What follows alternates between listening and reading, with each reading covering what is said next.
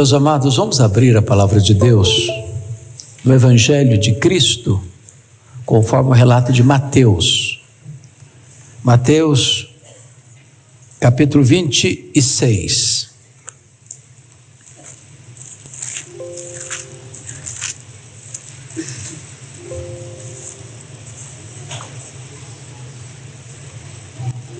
Versos 14 a 25.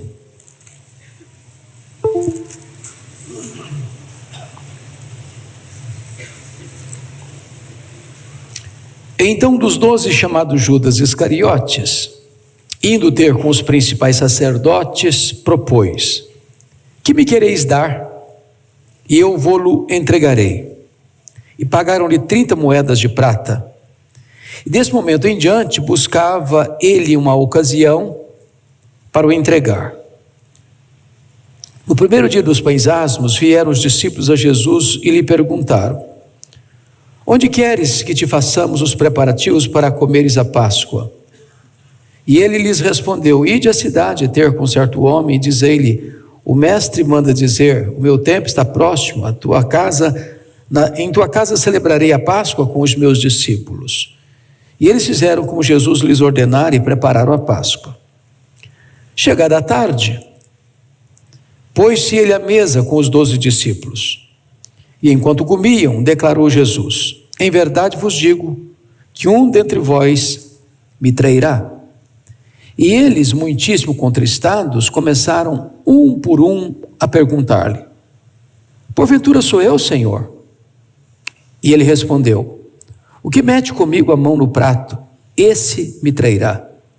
O Filho do Homem vai como está escrito a seu respeito, mas ai daquele por intermédio de quem o Filho do Homem está sendo traído. Melhor lhe fora não haver nascido. Então Judas, o que o traía, perguntou: acaso sou eu, mestre? Respondeu-lhe Jesus: tu disseste. Verso 47 a 50. Falava ele ainda, e eis que chegou Judas, um dos 12, e com ele grande turba com espadas e porretes, vindo da parte dos principais sacerdotes e dos anciãos do povo. Ora, o traidor lhes tinha dado este sinal: aquele a quem eu beijar é esse, prendei-o. E logo aproximando-se Jesus lhe disse: salve, mestre, e o beijou. Jesus, porém, lhe disse: amigo, para que vieste? Nisto, aproximando-se eles, deitaram as mãos em Jesus e o prenderam. Agora, finalmente, capítulo 27, versos de 1 a 5. Ao romper o dia, todos os principais sacerdotes e os anciãos do povo entraram em conselho contra Jesus para o matarem. E amarrando-o, levaram-no e o entregaram ao governador Pilatos. Então Judas, o que o traiu, vendo que Jesus fora condenado, tocado de remorso, devolveu as 30 moedas de prata aos principais sacerdotes e aos anciãos, dizendo: pequei, traindo sangue inocente. Eles, porém, responderam: que nos importa, isso é contigo. Então Judas, atirando para o santuário as moedas de prata, retirou-se e foi enforcar-se. Irmãos, eu quero tratar nesta noite sobre o tema: a história de um homem que andou com Jesus e se perdeu. A história de um homem que andou com Jesus e se perdeu. Aqui para nós já de começo, um solene alerta. Gente que convive com o sagrado, gente que desfruta da melhor companhia, gente que ouve os melhores ensinos, gente que vê os maiores milagres, gente que testemunhou pessoas salvas, libertas, curadas e transformadas, gente que já compartilhou a mensagem da salvação com outras pessoas, viu outras pessoas sendo alcançadas pelo seu intermédio. Gente que exerce papel de liderança na igreja. Gente que ocupa posições de prestígio dentro da liderança da igreja. E apesar de todos esses predicados, ainda se perder. Judas é um alerta para todos nós. Judas andou com Jesus. Judas ouviu Jesus. Judas viu os milagres de Jesus. Ele viu cegos vendo, ele viu mudos falando, ele viu surdos ouvindo, ele viu coxos andando, ele viu mortos ressuscitando, ele viu famintos sendo alimentados, ele viu tempestades se acalmando, mas ele, mesmo assim, se perdeu. A trajetória dele é uma trajetória de declínio a declínio, de apóstolo a ladrão, de ladrão a traidor, e do remorso ao suicídio, e do suicídio à condenação eterna. Então eu gostaria de tratar aqui hoje de 3 fatos na vida de Judas, um alerta para nós, porque a grande questão hoje no meu coração, tanto para mim quanto para você, é de nós fazermos um diagnóstico da nossa própria vida, de nós não nos contentarmos apenas com os aparatos da religião, com as formalidades da vida eclesiástica, com o quanto de tempo nós frequentamos a igreja, ou que papel desempenhamos na igreja, ou que tipo de experiências nós já tivemos no ministério. A grande questão é: quem somos nós? Então, eu quero destacar 3 coisas. Primeiro, Judas perdeu a maior oportunidade. E vou aqui decifrar isso em alguns pontos. Primeiro, Judas foi chamado por Jesus para ser um apóstolo. E quando você lê Lucas 6, Jesus passa a noite inteira orando para escolher os apóstolos. Como já ouvimos aqui de um irmão coreano que escreveu um livro sobre esse assunto, Jesus faz a oração de Deus. Ele se submete plenamente à vontade do Pai. E ao final de uma noite toda de oração, submetendo-se à vontade soberana do Pai, ele escolhe 12 homens. Dentre tantos discípulos, ele escolhe 12 apóstolos. E Judas está entre eles. Poderíamos até dizer que Judas tinha algumas características especiais. Ele era o único judeu dos discípulos, os outros eram galileus. Ele era de uma região geográfica mais instruída. Ele tinha um background mais favorável. Os outros discípulos lá da Galileia, uma região mais rural, uma região mais atingida pelos gentios, mais mística, mas Judas não, parece que tinha um berço mais avançado, mais evoluído. Quando você vai olhar o cenário dos 12, o Pedro era muito temperamental, falava sem refletir. Ele tinha que falar alguma coisa, mesmo sem saber o que estava falando. Um cara explosivo. Se você vai olhar, Tiago e João eram chamados de filhos de Boanerges, caras eram explosivos. Explosivos. Queriam trazer fogo do céu para queimar os opositores, os samaritanos. Se você vai olhar Tomé, o camarada era incrédulo.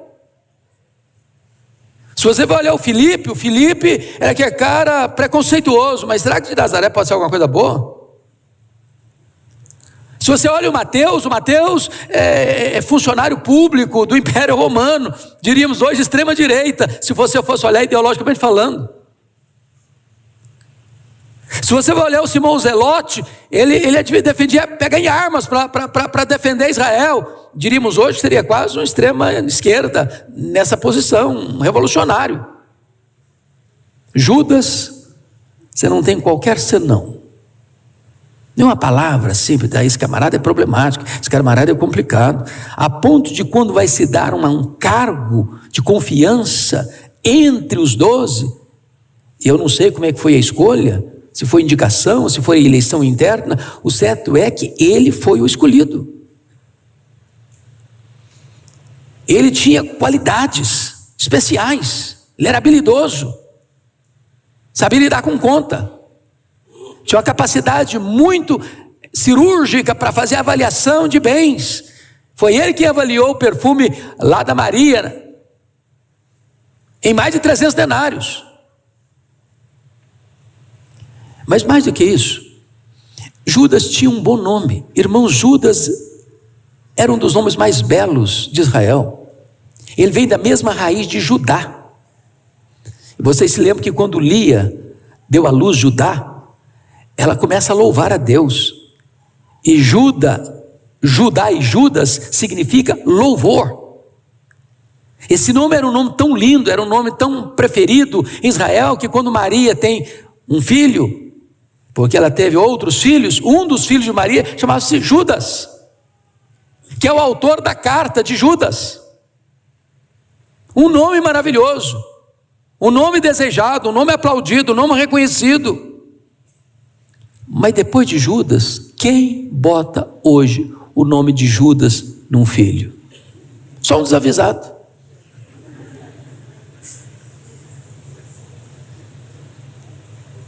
Judas era respeitado pelos seus colegas.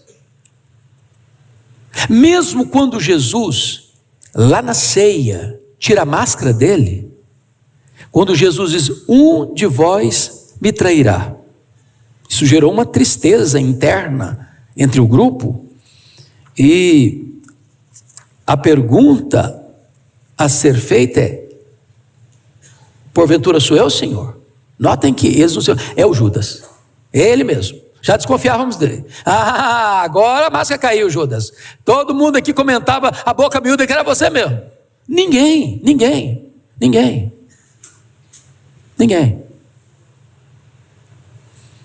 Ele desfrutava de tanta confiança do grupo, que mesmo quando Jesus disse: é aquele que mete a mão no prato comigo, é esse que vai me trair. Aí o Judas tem ainda o desplante de perguntar: mestre, porventura sou eu? Quando ele já tinha vendido Jesus pelas 30 moedas de prata. E Jesus responde: tu dizes. E Jesus diz: o que você tem que fazer? Faça logo. E Satanás entrou nele e ele saiu da mesa. E os colegas nem assim pensaram que ele era um traidor. Acharam que, como tesoureiro que era do grupo, tinha saído para comprar alguma coisa para a festa da Páscoa. Judas desfrutava de um bom nome, de uma boa reputação, da confiança dos seus colegas. Mas mais do que isso, Judas viveu e conviveu com Jesus. Que privilégio! 3 anos com Jesus. Fez, pastor Arival, o melhor seminário do mundo. Na melhor faculdade peripatética do mundo, porque se os pensadores gregos criaram a escola peripatética de ensinar andando, Jesus foi o mestre dos mestres. Ele não ensinou numa sala de aula, ele ensinou enquanto caminhava. Que ensinamentos! Nós temos um resumo nos evangelhos, mas imagina quanta coisa Jesus não ensinou mais do que está nos evangelhos. João chega a afirmar no seu evangelho que se tudo que Jesus fez fosse registrado em livros, numa linguagem hiperbólica, o mundo inteiro não caberia. Quantas coisas lindas, quantas lições belas, quantas frases de efeito, quantas palavras de poder, quantas palavras de impacto, quantas ações magníficas, quantos milagres extraordinários, quanta coisa bonita ele viu, quantas coisas estupendas ele percebeu, ele testemunhou. Ele conviveu com Jesus, ele andou com Jesus. Como já disse aqui, ele viu o cego vendo, ele viu o surdo ouvindo, ele viu o mudo falando, ele viu o coxo andando, ele viu o morto ressuscitando, ele viu milagres e mais milagres, e ele viu e andou com Jesus, o próprio Verbo encarnado de Deus. Mas em último lugar, os privilégios. Judas pregou o evangelho para outras pessoas. Houve tempo na vida deles, quando Jesus sai para o primeiro período de férias com os discípulos, quando ele multiplica pães e peixes, foi o período que sucedeu imediatamente ao assassinato de João Batista na prisão, que diz a Bíblia que eles não tinham tempo para comer. A agenda é intensa. Saíam de cidade em cidade, de aldeia em aldeia, evangelizando. E eu imagino os Judas pregando. E eu imagino Judas vendo gente se convertendo. E eu imagino eles voltando, porque a Bíblia diz isso, que eles voltavam com alegria, dando testemunho. Demônios sendo tirados das pessoas. Vendo a obra de Deus crescer. E tudo isso, irmãos, com tanta agenda, com tanta coisa, com tanto movimento, com tantos testemunhos, com tantas mensagens, com tantos milagres, com tantas evidências, o Judas ainda não era um homem salvo. Lá em João 6,64, quando Jesus está concluindo o seu discurso, ele disse assim: contudo, há descrentes entre vós. E Jesus diz mais tarde: um de vós é diabo. Em Mateus 7, 21 a 23, Jesus diz: nem todo o que me diz Senhor, Senhor, entrará no reino dos céus. Muitos naquele dia vão dizer: não profetizamos em teu nome, não fizemos milagres em teu nome, não expelimos demônios em teu nome. E Jesus diz: apartai-vos de mim, vós os que praticais iniquidade, eu nunca vos conheci. Tantos privilégios, tantas oportunidades perdidas. Mas eu quero destacar um segundo ponto aqui na vida de Judas, um homem que andou com Jesus e se perdeu. Segundo lugar, Judas comete o maior erro, ele traiu Jesus. Mas antes disso, vejamos que ele trai o seu nome. Judas significa louvor. Louvor. Da tribo de Judá vem os reis de Israel. Da tribo de Judá vem o Messias, o Salvador do mundo. Ele trai o nome, ele trai o legado, ele trai a sua história, ele trai o seu nome. Hoje você põe o nome de Pedro, Tiago e João, mas não põe o nome de Judas mais. Segundo, ele traiu o seu talento. Porque qual é a expertise dele? Lidar com dinheiro. E qual foi a rasteira dele, o caminho escorregadio dele? Amor do dinheiro. Percebeu isso? A área que ele dizia: isso aí eu entendo, isso é minha área, isso aí eu sou forte, deixa comigo que esse negócio eu domino, eu sou especialista nisso, eu tenho competência para isso, eu tenho capacidade para isso, eu estudei para isso, sou formado nisso, eu sou a pessoa mais qualificada para tratar dessa matéria, então pode deixar comigo que dessa área eu cuido. Pois exatamente na área que ele era especialista, foi a área que derrubou. A motivação, irmãos, de Judas em trair Jesus foi ganância. Qual foi a pergunta que ele fez para os sacerdotes? Que quereis me dar? E eu entregarei.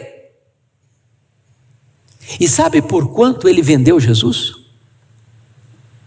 30 moedas de prata. Sabe o que são 30 moedas de prata? Era o preço de um escravo que tinha sido escorneado, ferido, machucado por um boi. Não era um escravo saudável, não, um escravo ferido. O dinheiro que ele vendeu Jesus era 1/10 do valor do perfume que Maria derramou sobre a cabeça de Jesus. Ele vende Jesus por essa ninharia, para retratar como ele desprezava Jesus, apesar de ser um apóstolo de Jesus.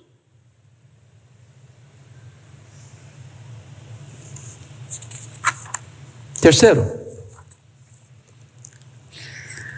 Judas traiu o seu Senhor. Jesus o amou, Jesus o chamou, Jesus o privilegiou. Jesus nunca entregou Judas à discrição dos seus condiscípulos em 3 anos. Cada dia, cada batida do relógio, era como se Jesus estivesse dando mais uma oportunidade para Judas se arrepender, se arrepender, se arrepender, se arrepender, e o tempo passa, e os meses avançam, e os 3 anos chegam ao fim, e esse cara está mais endurecido ainda. O mesmo sol que amolece a cera, endurece o barro.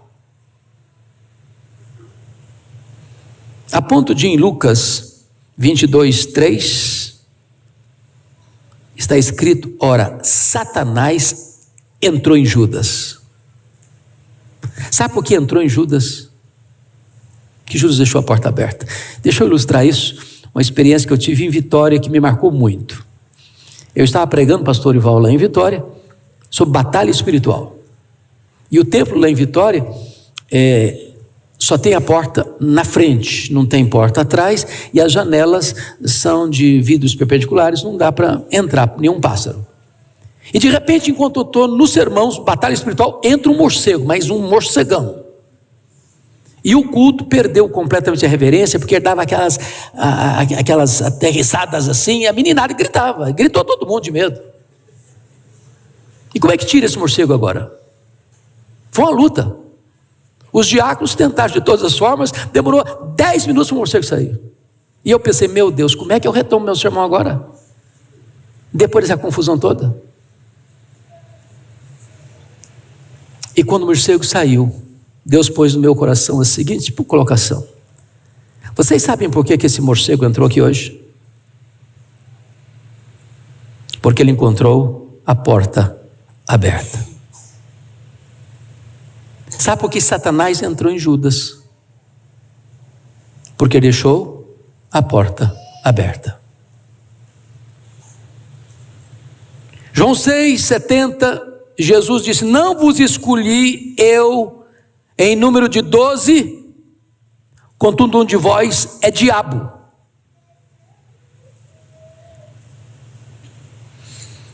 Lá em João 12, versículo 6, naquele episódio de Maria derramando o preciosíssimo perfume sobre a cabeça de Jesus, enxugando os pés de Jesus com seus cabelos, e diz a Bíblia que Judas é quem avalia o perfume em mais de 300 denários, os discípulos acompanham-no na sua avaliação e na sua ira contra Maria, porque o argumento de Judas é que aquele era um desperdício, porque aquele valor poderia ser vendido e dado aos pobres.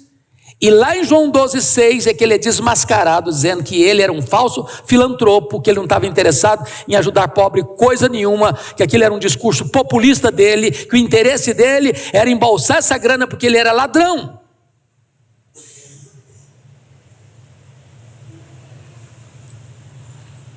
Mas mais do que isso, Judas é dissimulado.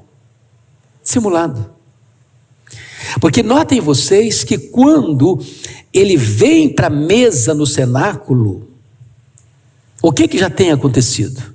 Ele já foi lá vender Jesus, porque se você pega a lógica do texto, ele sai lá de Betânia, quando ele fica frustrado com o gesto de Maria.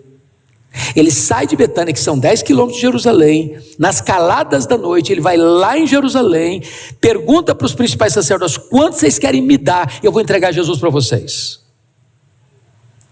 Depois desse comércio profano, é que ele sobe para o cenáculo, onde os discípulos estão reunidos com Jesus.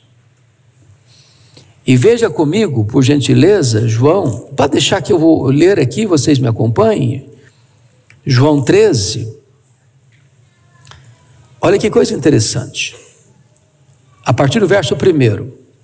Ora, antes da festa da Páscoa, está aí no telão para você ler, sabendo Jesus que era chegada a sua hora de passar deste mundo para o Pai, tendo amado os seus que estavam no mundo, amou-os até o fim. Durante a ceia, tendo já o diabo posto no coração de Judas Iscariotes, filho de Simão, que traísse a Jesus.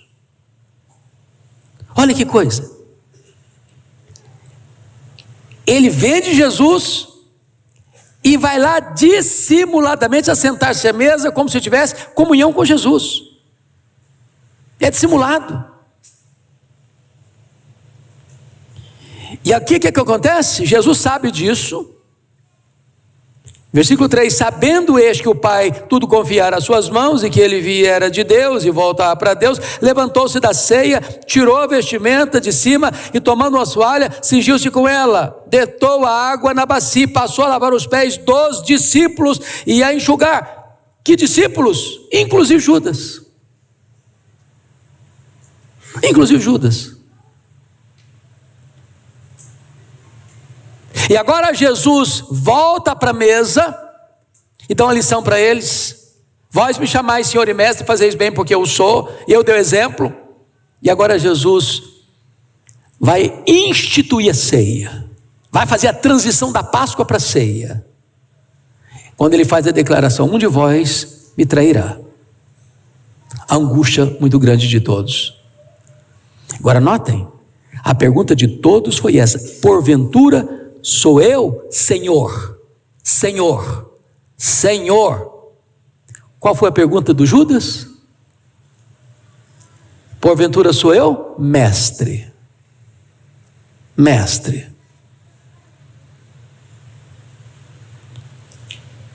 Ele não considerava Jesus como seu Senhor.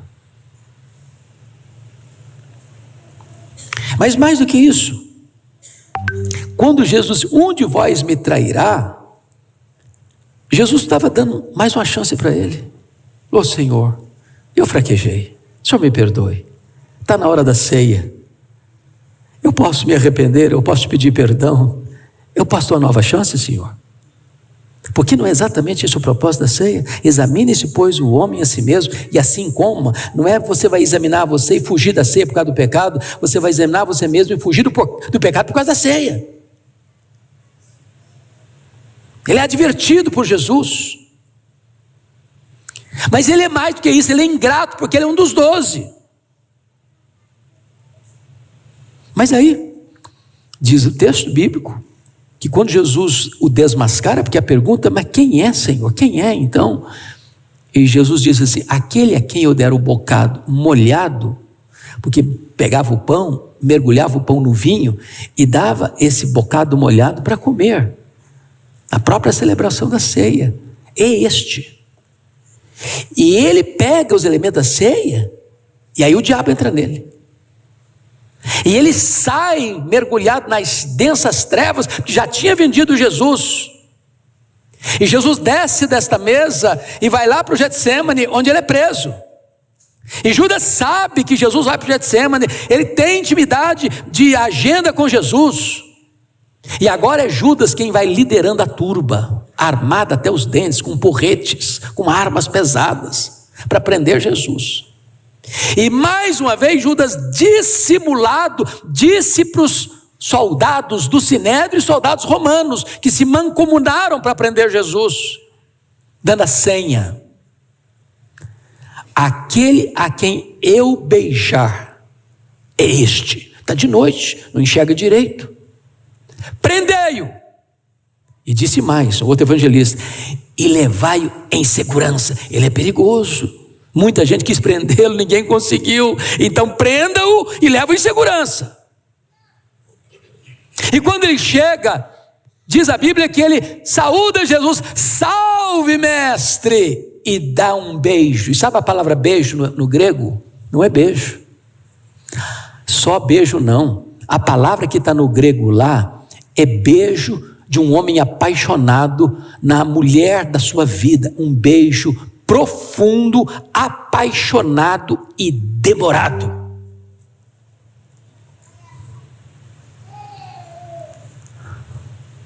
Veludo nos gestos, dureza no coração.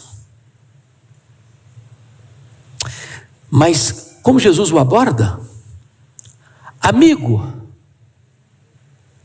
por que vieste? Com um beijo, traz o filho do homem. Olha como Jesus o trata, amigo. Essa, de certa forma, é a última oportunidade que Jesus está dando para esse indivíduo se arrepender. Mas parece ser tarde demais para ele. Cometeu o maior erro da sua vida, traiu a Jesus. Mas eu quero terminar com o último ponto. Judas recusou a maior oferta, o perdão de Jesus.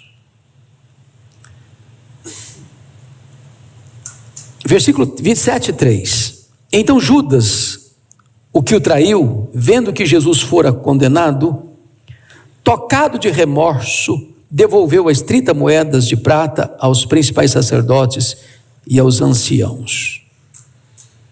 Notem comigo que se Judas traiu Jesus, o Pedro negou Jesus 3 vezes, publicamente, com juramentos e com impropérios e blasfêmias. Entretanto, Judas não é recuperado e Pedro o é. Por quê? Porque Pedro se arrepende, Judas se entrega ao remorso.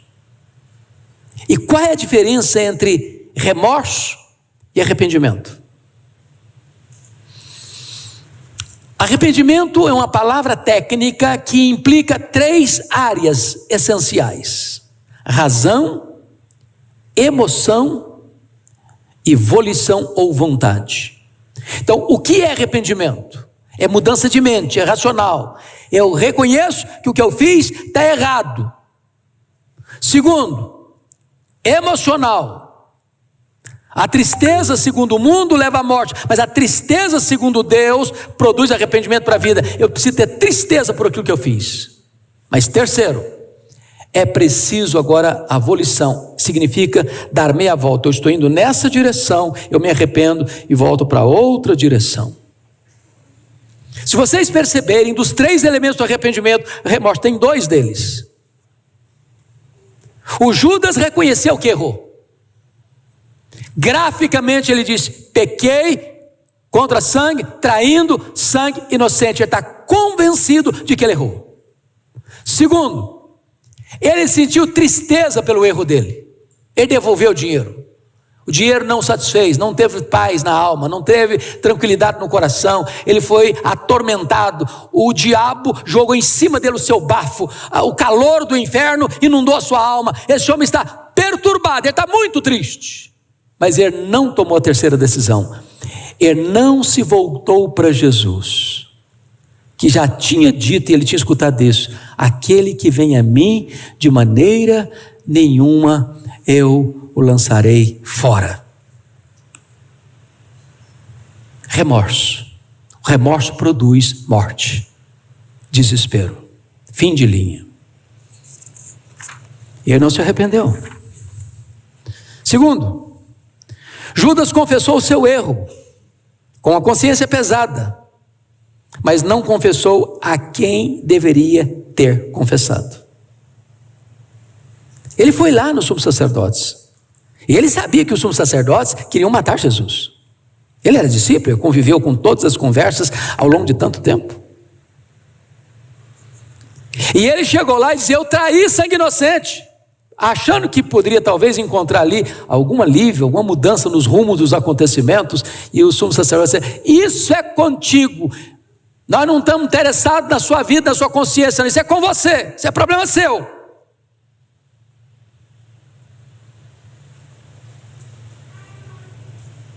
Terceiro, Judas procurou o suicídio, ao invés de arrepender-se e pedir perdão a Jesus. Olha o verso Mateus 27:5.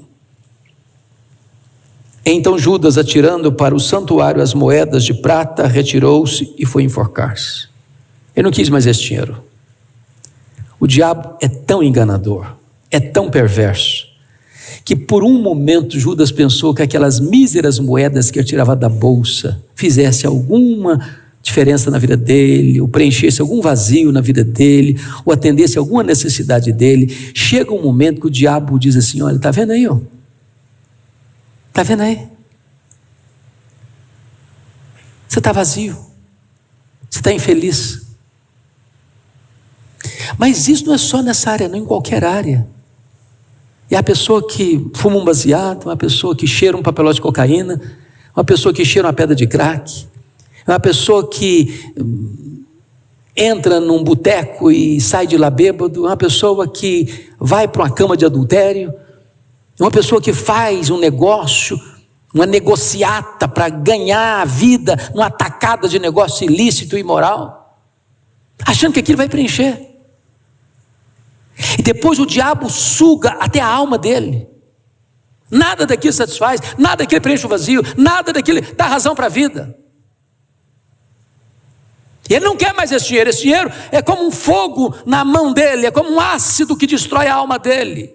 Ele joga o dinheiro para lá e sai dali, em vez de correr para Jesus, confessar o seu pecado, ser perdoado por Jesus, ele sai dali e vai cometer suicídio.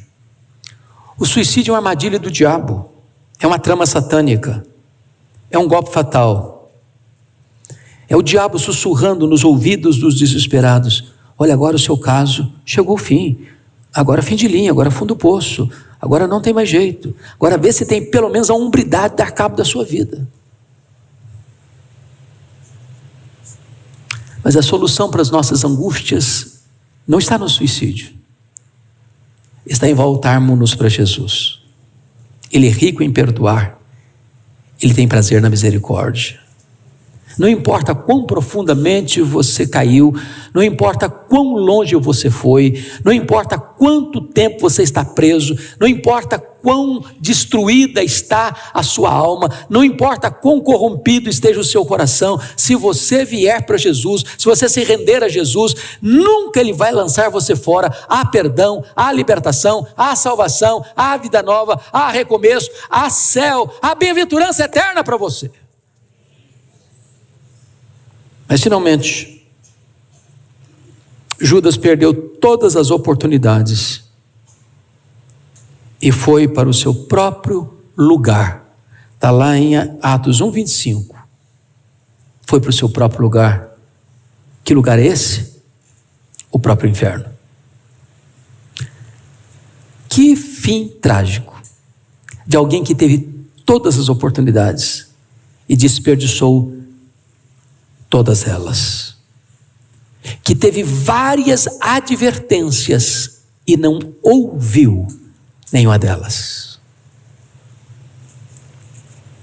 Antes de julgar Judas, cada um de nós precisa se olhar no espelho da graça. Porque Judas tinha características que talvez fossem melhores do que as nossas.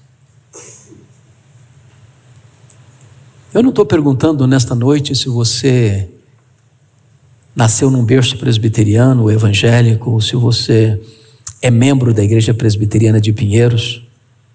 Eu não estou nem perguntando se você é um líder na igreja, ou se você tem cargos de confiança na igreja. Eu não estou perguntando se você já pregou o evangelho para tanta gente. Eu não estou perguntando se você já viu milagres na sua vida e milagres através da sua vida.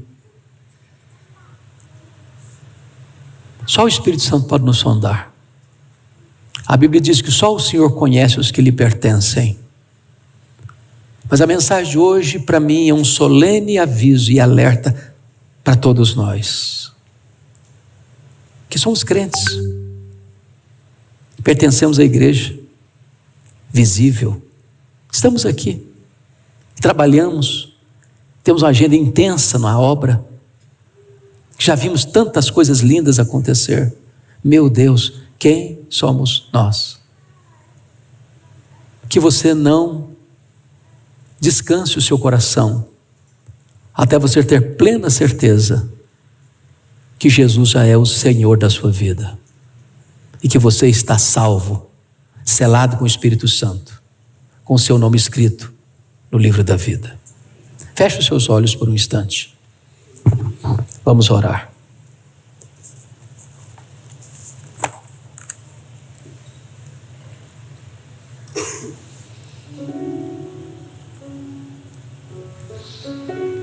Essa decisão é sua, exclusivamente sua, e de mais ninguém. Eu não tenho competência de examinar o seu coração, nem você é capaz de examinar o coração de qualquer outra pessoa. Há um grande risco de nós enganarmos-nos a nós mesmos, de acharmos que a nossa relação institucional pode ser uma segurança para nós, ou o fato de nós conhecermos Jesus, andarmos com Jesus, vermos milagres de Jesus, fazermos a obra de Jesus, ocuparmos posição de destaque e liderança na igreja de Jesus, que isso nos garante a salvação. Examine o seu coração. E nesta noite, se você tem qualquer dúvidas de que Jesus é o seu Senhor, hoje você pode se render a Ele, hoje você pode entregar o seu coração a Ele, hoje você pode receber dEle perdão, salvação e vida eterna. Se você quer que eu ore por você nesse sentido, enquanto a igreja de olhos fechados está orando ao Senhor, levante uma das suas mãos na galeria aqui embaixo, eu vou orar por você. Louvado seja Deus. Louvado seja Deus. Louvado seja Deus. Mais alguém? Na galeria, louvado seja Deus, louvado seja Deus. Mais alguém na galeria? Louvado seja Deus, louvado seja Deus. Louvado seja Deus. Aqui embaixo, mais alguém? Louvado seja Deus, louvado seja Deus, louvado seja Deus. Louvado seja Deus, louvado seja Deus, louvado seja Deus, louvado seja Deus. Eu vou orar com vocês, louvado seja Deus. Deus, aqui está o teu povo, aqui está reunida a tua igreja. E nesta noite, Senhor, nós te pedimos que o Espírito Santo, que sonda, que conhece, que tem o poder de trazer luz, tocar o nosso coração. Não queremos viver de aparência, não queremos viver apenas com formalidades religiosas. Nós precisamos de um toque profundo do Espírito Santo na nossa vida. Então alcance esses irmãos e irmãs, dá-lhes agora, nesta noite, a alegria, a convicção, a certeza, a garantia da vida eterna em Cristo Jesus. Traz segurança, traz paz, traz gozo, traz alegria. E dá a bênção, Deus, de a tua igreja viver plenamente, com muita exultação, com alegria indizível e cheia de glória, o desfrute da bênção suprema da vida eterna em Cristo Jesus. Segura firme a mão desses irmãos, conduze-os em triunfo, de fé em fé, de força em força, de glória em glória, até que eles cheguem diante de ti em Sião e desfrutem da bem-aventurança eterna, em nome de Jesus, amém.